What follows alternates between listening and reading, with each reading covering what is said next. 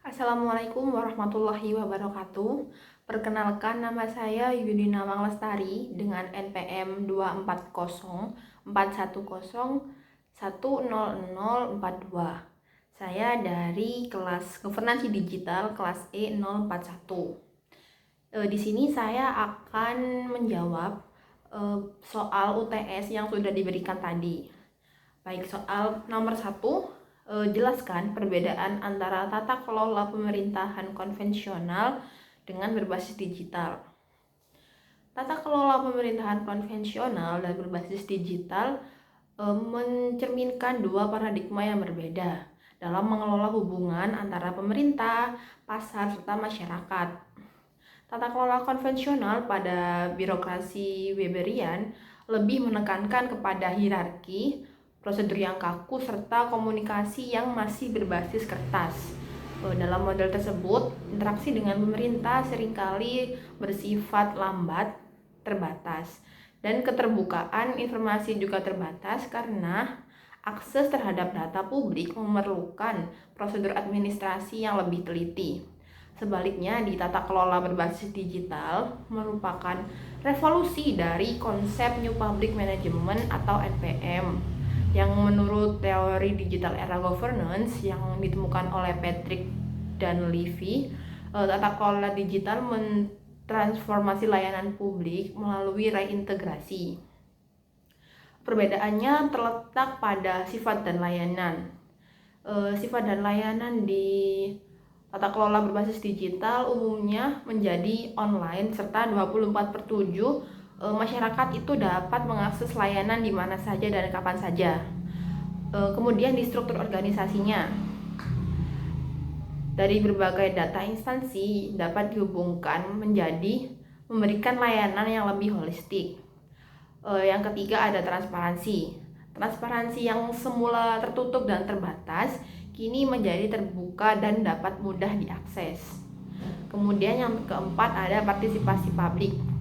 Partisipasi publik yang awalnya pasif dan hanya sebagai penerima layanan saja kini menjadi aktif dan kolaboratif.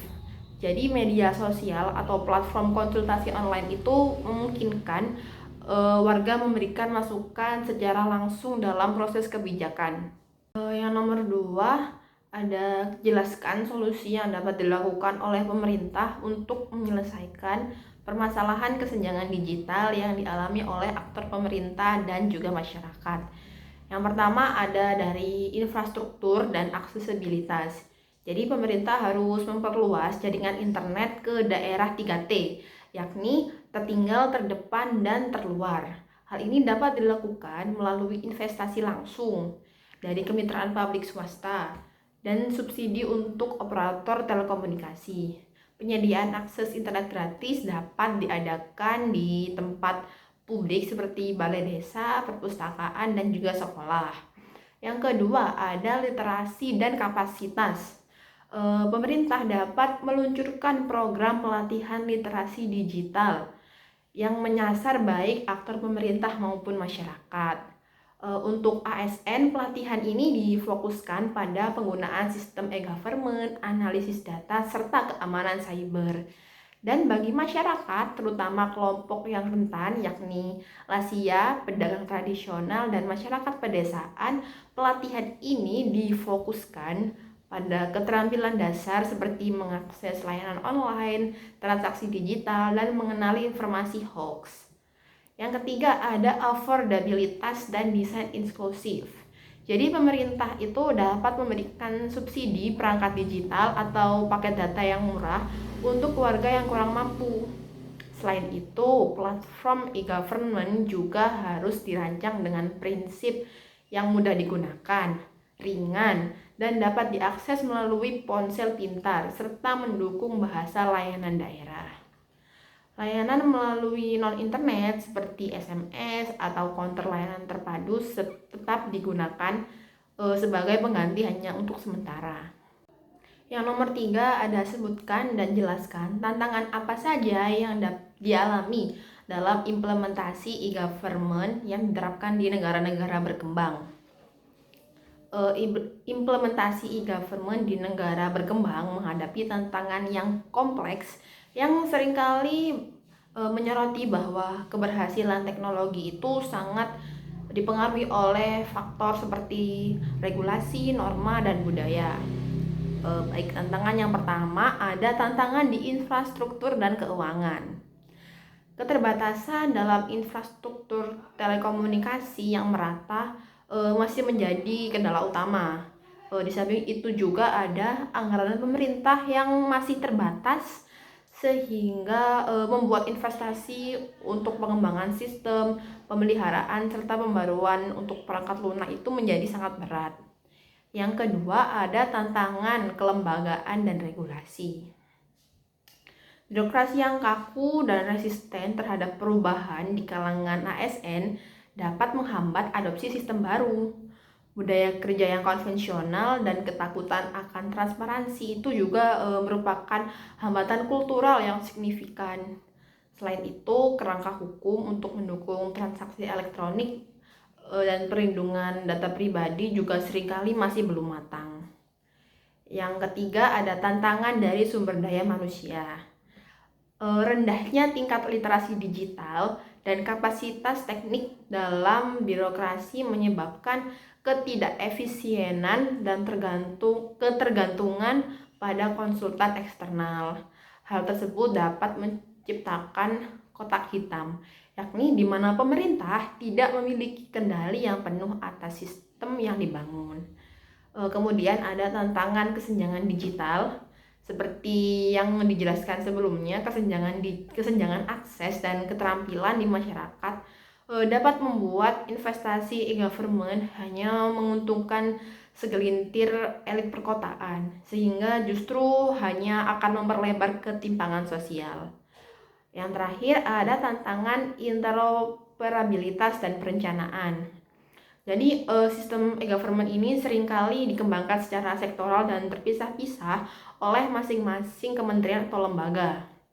Kurangnya perencanaan terpadu dan standar teknis yang jelas menyebabkan sistem-sistem ini tidak dapat berinteraksi antara satu sama lain, serta dapat menghambat terwujudnya layanan yang terintegrasi. Nomor 4, menurut Anda bagaimana penerapan prinsip transparansi dan akuntabilitas dalam governansi digital dapat meningkatkan kepercayaan publik terhadap lembaga pemerintahan? Jadi penerapan prinsip transparansi dan akuntabilitas ini kan inti dari sebuah governansi digital yang dapat berhasil dan merupakan fondasi untuk membangun kepercayaan publik. Penerapannya bisa dilakukan melalui 3 hal, yakni transparansi. Pemerintah dapat mempublikasikan data, anggaran, pengadaan barang atau jasa, kinerja program, dan data sektoral lainnya dalam format yang lebih mudah terbuka dan mudah diunduh. Ketika data pengadaan misalnya dapat diakses oleh publik seperti masyarakat, LSM, dan jurnalis, jadi ruang untuk korupsi dan kolusi ini menyempit karena setiap orang dapat melakukan sebuah pengawasan. Yang kedua ada akuntabilitas berbasis kinerja. Jadi sistem e-government ini dapat memungkinkan melacak ke kinerja pelayanan secara real time, seperti waktu penyelesaian pengaduan dan rata-rata perizinan. Jadi dashboard kinerja yang dipublikasikan online ini memungkinkan juga masyarakat dapat menilai langsung bagaimana efisiensi dan efektivitas lembaga pemerintahan. Hal ini dapat menciptakan akuntabilitas, jadi tidak hanya secara internal saja, tetapi juga secara sosial. Yang ketiga ada melacak jejak digital. Jadi setiap transparansi dan interaksi dalam sistem digital dapat meninggalkan jejak audit. Hal ini mempermudah lembaga pengawas seperti BPK dan BPKP untuk melacak alur dokumen, identitas pengguna, waktu transaksi, serta menyulitkan praktik manipulasi. Ketika masyarakat melihat bahwa pemerintah terbuka dengan data, merespon pengajuan dengan cepat, serta Kinerjanya juga terukur dan terpantau, persepsi mereka dapat berubah. Mereka tidak lagi memandang pemerintah hanya sebagai kotak hitam yang penuh dengan kecurigaan, tetapi sebagai institusi yang tepat yang dapat diawasi dan dipertanyakan pertanggungjawabannya. Sekian dari saya. Wassalamualaikum warahmatullahi wabarakatuh.